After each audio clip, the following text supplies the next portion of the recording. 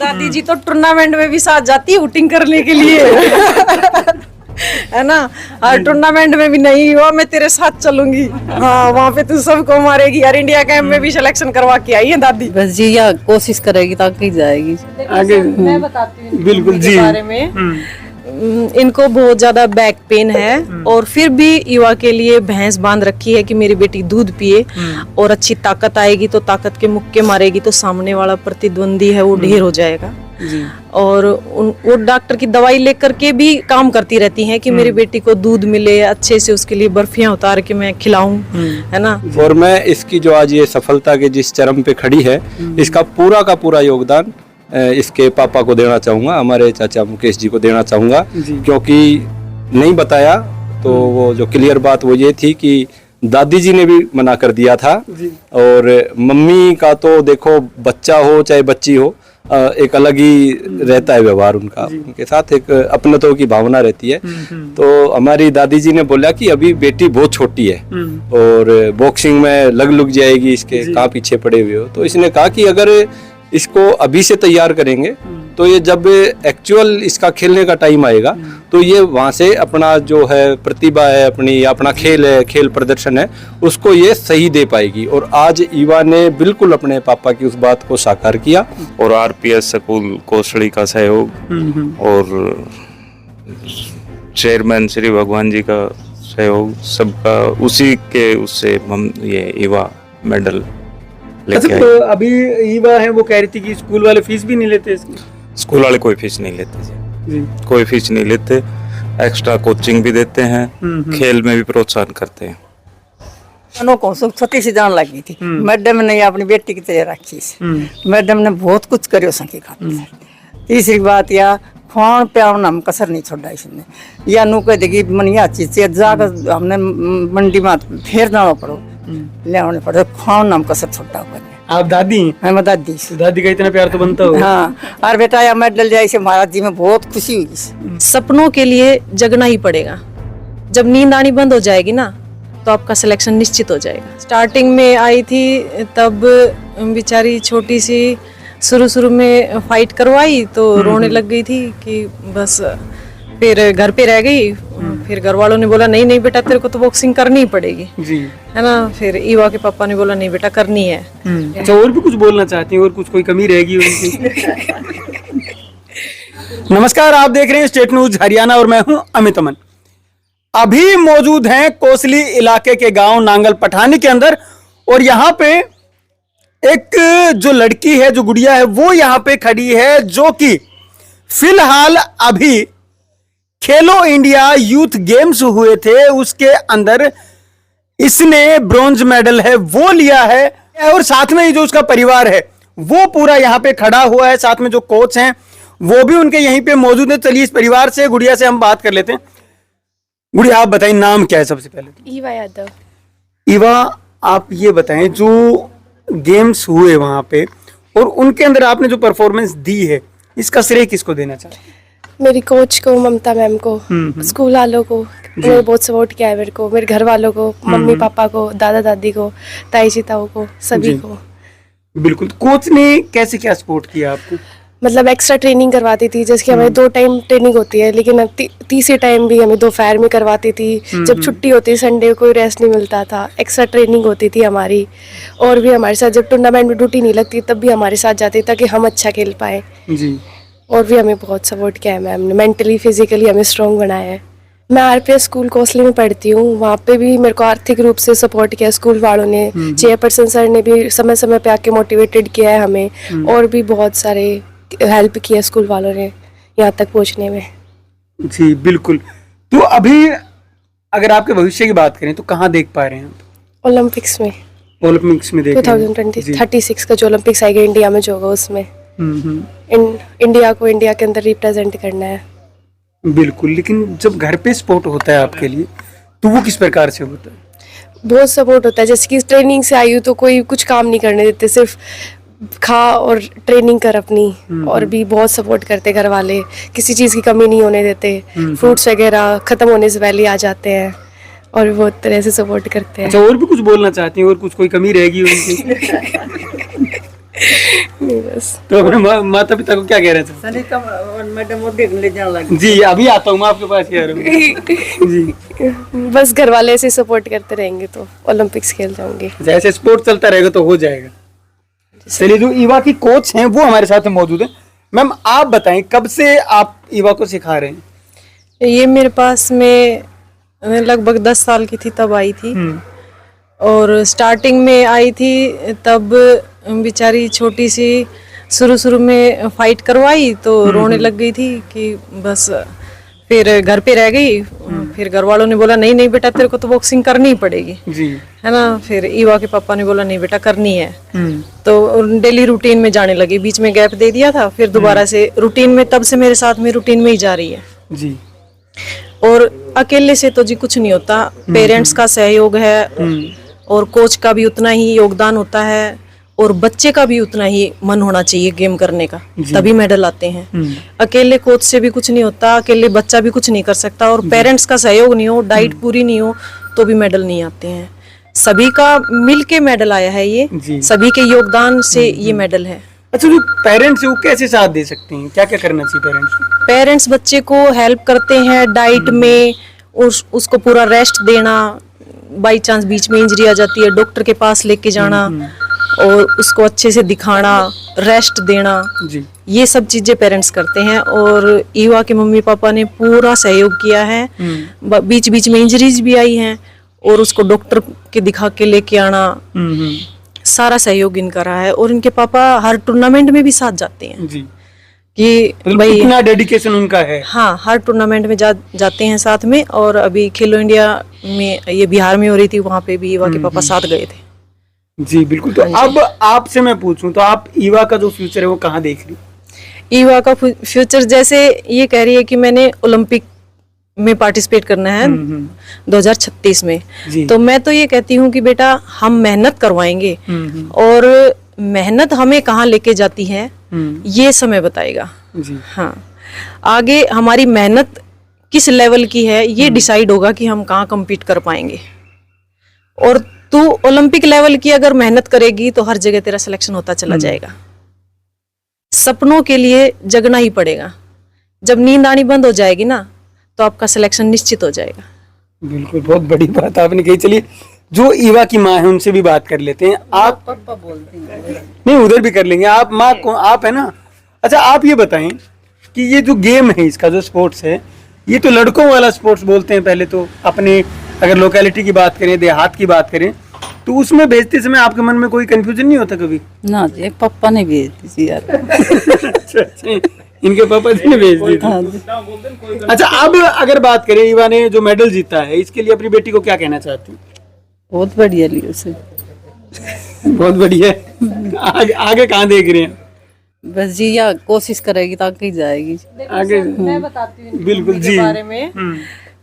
इनको बहुत ज्यादा बैक पेन है और फिर भी युवा के लिए भैंस बांध रखी है कि मेरी बेटी दूध पिए और अच्छी ताकत आएगी तो ताकत के मुक्के मारेगी तो सामने वाला प्रतिद्वंदी है वो ढेर हो जाएगा। और वो डॉक्टर की दवाई लेकर के भी काम करती रहती हैं कि मेरी बेटी को दूध मिले, अच्छे से उसके लिए बर्फियां उतार के मैं खिलाऊं, है ना। तो उनका बहुत बड़ा योगदान है। वो बोल नहीं पा रही हैं तो बात अलग है, लेकिन हमें पता है उसको दोनों टाइम 3-3 टाइम दूध पिलाना, उसके लिए लड्डू डालना, ये संभव नहीं है कि हम बाहर से खरीद के कितना खिलाएंगे बच्चे को। घर में एक भैंस नाटती है तो दूसरी दूध देती है, ऐसे कर रखा है। और इसके लिए लगातार दूध, अगर भैंस दूध देना बंद भी कर जाती है तो बाहर से दूध बंद आ जाता है। हाँ, ये कंपलसरी है कि इसकी डाइट में कोई कमी नहीं आएगी, चाहे उसकी मम्मी को, चाहे हाँ उसकी मम्मी को चाहे कितना ही बैक पेन है, चला नहीं जा रहा, उठा नहीं जा रहा, लेकिन बेचारी काम करती रहती है अपने बच्चे के लिए। मतलब इतनी तकलीफ उठाती हैं बहुत ज्यादा। बहुत बड़ी बात है। आप क्या लगती हैं? बहन जी, बहन। अच्छा, आप बहन है तो आप तो बचपन से छोटी तब से देखती आ रही होंगी। बिल्कुल। तो कितना जज्बा आपको लगता है इसके अंदर कि हाँ कुछ कर जाएगी? बहुत बहुत जज्बा है इसके अंदर। इसकी मेहनत, इसकी लगन, मैडम की मेहनत है मेन तो, और उसकी लगन, दोनों ने मिलके आज ये मुकाम किया है और आगे तक जाने की पूरी संभावना है। कहाँ देख रहे हैं आप? कहाँ आगे तक जाना चाहिए? ओलंपिक। अच्छा, ओलंपिक का मेडल आप माँ जी अभी कुछ कह रहे थे आप, क्या कह रहे थे? कितनी छोटी सी जानने लगी थी? क्या मैं कह रहे बेटा नो कौन छोटी सी जान लगी थी। मैडम ने अपनी बेटी की तरह रखी सी। मैडम ने बहुत कुछ करियो सकी खातिर। तीसरी बात या खान प्यान हम कसर नहीं छोड़ा इसने, या नु कह देगी मनिया चीज जाकर हमने मंडी में फेर जाना पड़ो, ले आने पड़ो, खान हम कसर छोड़ा कोई नहीं। आप दादी हैं? हाँ मैं दादी सी। दादी का इतना प्यार तो बनता होगा। हाँ और बेटा या मेडल जाए से महाराज जी में बहुत खुशी हुई। माल्य का न बनाया रख ऊपर रख है सारी मैंने अनिता मैडम जी से या अपना बाग की तरह रख और जान लगी और जान। सर मैं तो फिर पोती पोती को जी है ना, दादी जी तो टूर्नामेंट में भी साथ जाती है वोटिंग करने के लिए है ना, और टूर्नामेंट में भी नहीं हुआ मैं तेरे साथ चलूंगी, हाँ वहाँ पे तू सबको मारेगी यार। इंडिया कैंप में भी सिलेक्शन करवा के आई है दादी दादी कहीं वहाँ बैठ के डिशुम डिशुम तो नहीं करती रहती हैं? नहीं नहीं मार ऐसे और मार, हाँ ऐसे तो वहाँ पे एक्साइटमेंट आ ही जाता है टूर्नामेंट में। लेकिन दादी गई उसमें इनका इंडिया कैंप में सिलेक्शन हुआ, जूनियर इंडिया कैंपर हैं और नेशनल की गोल्ड मेडलिस्ट हैं, SGFI की ब्रोंज मेडलिस्ट हैं। तो ये दादी के आशीर्वाद से हैं और दादी हमेशा ध्यान भी रखती हैं और आशीर्वाद देख के भेजती हैं। उनका फलस्वरूप ये सब कुछ आज इनके मेडल है सब कुछ। बिल्कुल। तो आप दादी हैं, गिफ्ट नहीं देंगे कोई इसको, उपहार नहीं देंगी? मन तो भाई 500 रुपया दे देंगे। 500 रुपये दे देंगी। चलिए बहुत बड़ी बात। अच्छा आप ताऊ जी हैं इनके? ताऊ जी हैं, हाँ जी। अच्छा आप बताएं ईवा के बारे में, जो मेडल ईवा लेके आई है फिलहाल, तो अगर उसको हम देखें और आगे की अगर जर्नी की बात करें, क्योंकि आप भी बचपन से इसको देखते आ रहे हैं, तो आज जब यहाँ पे मेडल लेके आए थे तो कैसा लग रहा है आपको? अच्छा लग रहा है जी। जी, मेडल अच्छा लग रहा है। युवा की मेहनत और ममता कोच का सहयोग जी और RPS स्कूल कोसड़ी का सहयोग और चेयरमैन श्री भगवान जी का सहयोग, सबका उसी के उससे हम ये युवा मेडल अच्छा। लेके आए। तो अभी ईवा है वो कह रही थी कि स्कूल वाले फीस भी नहीं लेते इसकी? स्कूल वाले कोई फीस नहीं लेते जी, जी कोई फीस नहीं लेते। एक्स्ट्रा कोचिंग भी देते हैं, खेल में भी प्रोत्साहन करते हैं। बिल्कुल। तो हर चीज में मतलब मोटिवेट करते हैं और आगे बढ़ाते हैं। स्कूल और भी ज्यादा ठीक है।